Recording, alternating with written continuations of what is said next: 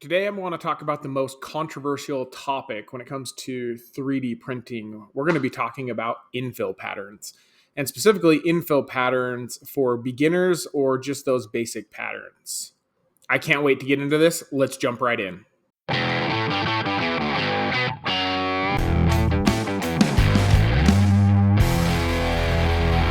Okay, in order to start and talk about infill patterns, I'm actually going to take you to the end. And so here I've got 6 blocks sliced. All 6 of them have a different infill pattern. And as we watch the layers come together, you'll notice how they all kind of work together. The patterns that I want to talk about today are grid, line, gyroid, adaptive cubic, lightning, and your basic cubic. So we're going to cover when to use them, how to use them, and hopefully by the end of this video, you will feel confident in picking the right infill pattern for your next print. I'm going to go ahead and reset these blocks and we'll get into it. The first infill pattern I want to talk about is your basic gyroid. So we're going to grab our object here, switch this over to gyroid, and slice the plate. Now, this is a fairly popular pattern to use, especially if you've got a less geometric shape. So here I've got a perfect cube, and as you can see, as the gyroid goes up and down, we're able to get a visual on how this is printing. Now, my recommendations for this, it is a little bit slower, but it is very strong. And I have had issues with it, especially on cheaper printers, actually having the nozzle knock the object off the plate. So I definitely make sure that I use this only on objects that has good adhesion or a solid base sticking to the plate. In general, it is going to be a little bit slower. So if we look at the model print time, we're looking at 19 minutes, 55 seconds with a total print time of 26 minutes for this cube. So let's jump over and talk about our next option. So the next one that we look at is just our basic grid. It's a very standard pattern. It is used all the time. And for the most part, we're going to slice this plate. It is fairly straightforward. And if you notice, we saved minimal time here. Now, where I feel like the grid excels is in objects that are more geometric in shape. So your squares and your rectangles, I feel like this gives you a really strong infill, especially if you were to bump this up to, let's say, 20%. But for the most part, that is when I do notice that when you're using this, you don't get as great of wall adhesion in some spots, and then in other spots, it's really getting pressed up against this wall. So it's a great pattern.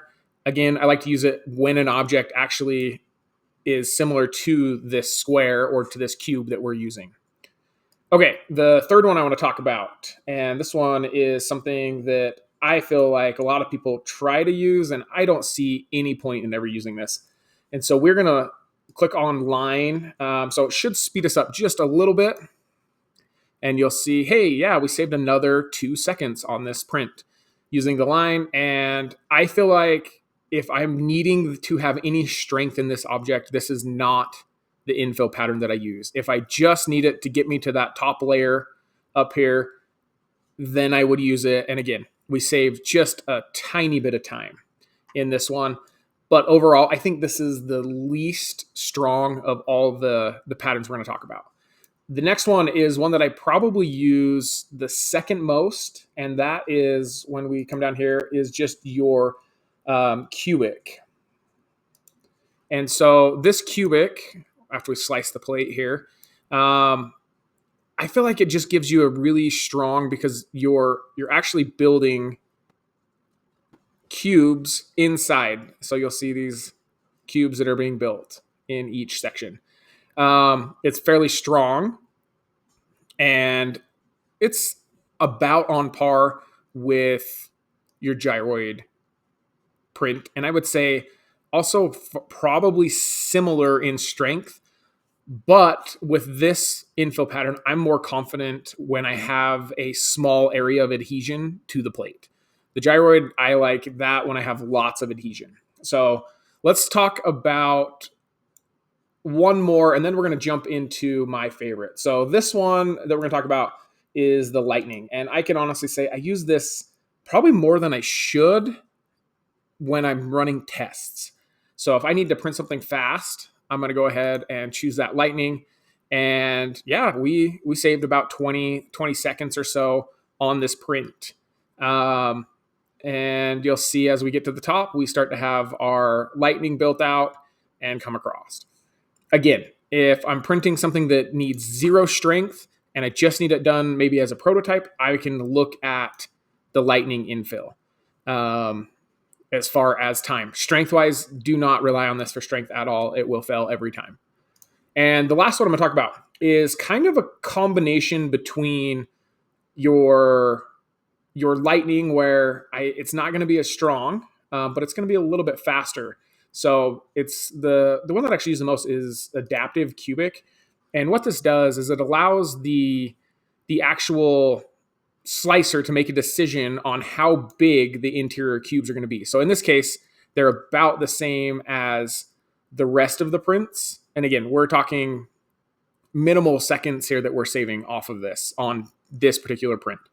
But I feel like I still get strength, and on any print, if I were printing a large object and it needed very minimal strength, it would leave a giant hole in the middle of that object and speed up the print.